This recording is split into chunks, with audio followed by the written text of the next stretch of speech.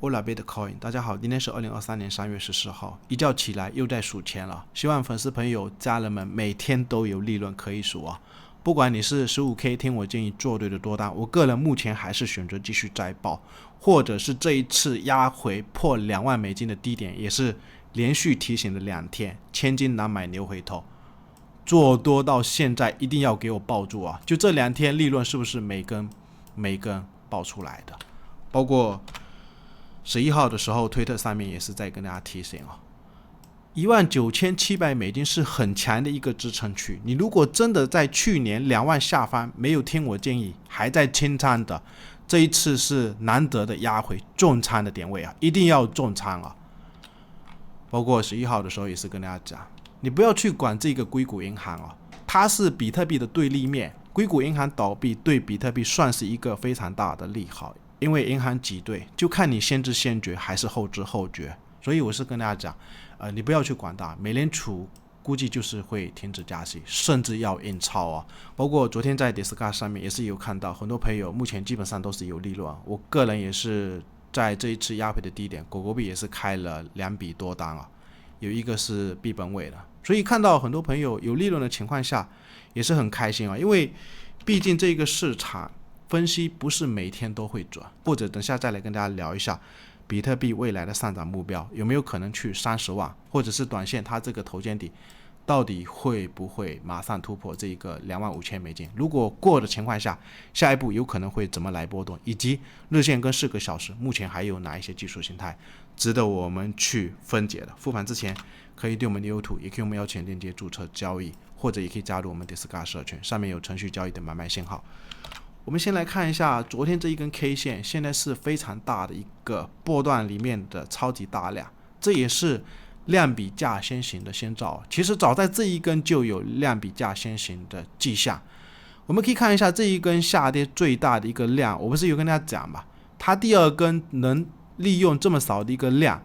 就是黑吞噬，有一双黑手在这边把筹码接走，全部吞掉了。有一些粉丝朋友是在开玩笑说，是不是我在这边操纵这一个比特币市场？当然不是哦，虽然身边有几个老板资金量是非常的大，但是也干不过那一些欧美的主力啊。我是想跟大家讲，不要去做空啊。可以看一下现在这一个下来，所有做空的是不是全部爆仓了？我们可以看一下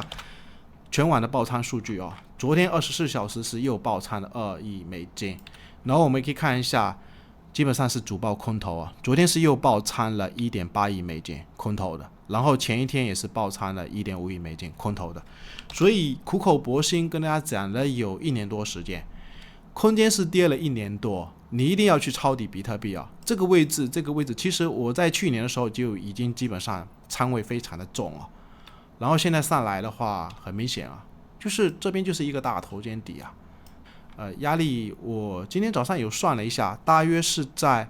24400美金附近有一个压力区啊，有可能这个位置会震荡一段时间，当然也不排除它会不会马上直接挑战，因为有听到很多身边的朋友，包括有些亲戚在国外的，也是有听到很多资金都是在挤兑啊，因为根本就不信任银行，所以我是想跟大家讲一个观点。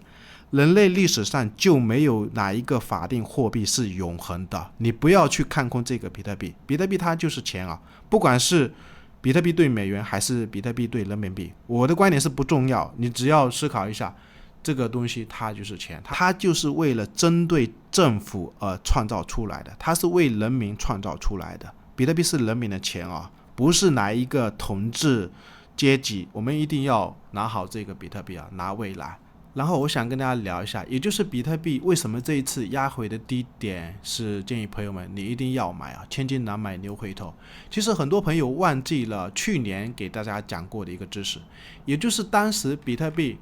在去年，不是去年啊，21年这一个底部的区间，它不是突破以后，我当时是有跟大家讲啊，估计是下不去了，因为这边是出了一个多方的吞噬，后面是连续井喷上来以后，大家记得这个位置压回的点位，它是不是守在这个20MA 上方，然后它死叉的位置就是一个很好的买点。那这一次呢，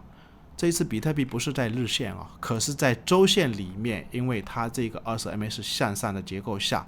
它死叉压回的低点位置就是这个20MA，压回的点位，就是非常好的一个买点。然后我想跟大家聊的一个观点，可以很明显的观察，今天早上在推特上面也是通知大家，你不管 15K 还是 20K 千金难买牛回头，有做对的朋友一定要抱未来，因为美元体系已经是崩塌了，开始又要印钱了。我们可以看一下这一则消息也就是昨天看到的，美联储也是宣布定期融资计划，不要去管这个 BTFP 是什么融资计划，其实就是像那一些银行，估计市场是没有流动性要提供资金那资金哪里来？我的观点就是印钱来然后我们来聊一下，就是比特币它这一次上涨的目标，如果牛市突破了这个2万5，或者是下一步有没有可能去3万？我的观点是不重要你尽量给我拿住，因为历史上我再来跟大家聊一下，也就是之前跟大家讲的，比特币每一次产量的减半，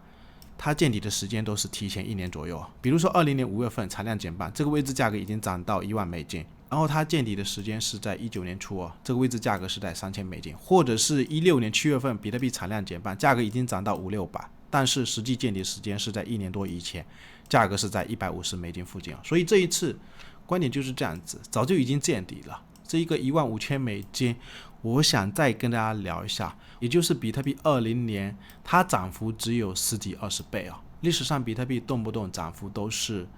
比如说这一个15年到整个17年的顶部，比特币是涨了100多倍，或者是12年比特币涨幅是600多倍。那我们要思考一下，既然美联储要开始继续印钱，以前不是有跟大家讲过，我们去观察美联储的资产负债表，它在历史上，比如说12年这一个位置，当时资产负债表的规模，我们可以明显观察一下，是不到3万亿美金。然后到整个14年的高位的时候，美联储资产负债表只有4万多亿美金。然后我们再观察一下19年或者是20年疫情爆发的时候，当时整个资产负债表是不到4万亿美金。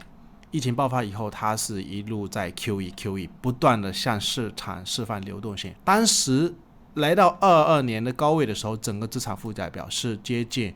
9万亿我个人的一个观点就是它这个空间涨得太少了，10几倍根本就不够。不排除我的观点是，我们可以去计算一下，如果它要复制比如说15年的整波牛市100倍，有没有可能所以如果我们从3000美金去计算19年的这一个低点，也就是美联储资产负债表大约是在不到4万亿扩表，扩到现在，下一步肯定会再扩表。我的观点就是未来有可能3000你乘以100倍，我的观点就是有没有可能去30万，不排除然后短线我们再来观察一下比特币整个日线其实很明显的观察一下，也就是比特币日线的这个丝绸线，它这一次跌破的这个点位，我的观点是跟这一次很像比如说21年的10月份，这个位置它也是一波上涨的牛市，跌破了这个低点，它后面是重新反到这个丝绸线上方，所以这次也是一样现在已经反上来了。那我的观点就是压回来，你如果真的还没有买这个比特币，现货该买还是要买。那我们再观察一下，如果除了这个位置，还有没有可能向哪一个位置？也就是我跟大家讲的，比特币整个日线底部的形态头肩底，它其实像20年疫情爆发以后，当时比特币涨到9000或者是1万美金附近的这一个位置，类似这个位置不是整理完以后崩盘它也是破了这个丝绸线，但是重新反到这个丝绸线上方，再整理了一段时间就上攻，或者也有可能就类似这个位置跌下去，破了这个丝绸线，整理完以后再上去。所以现在也是一样，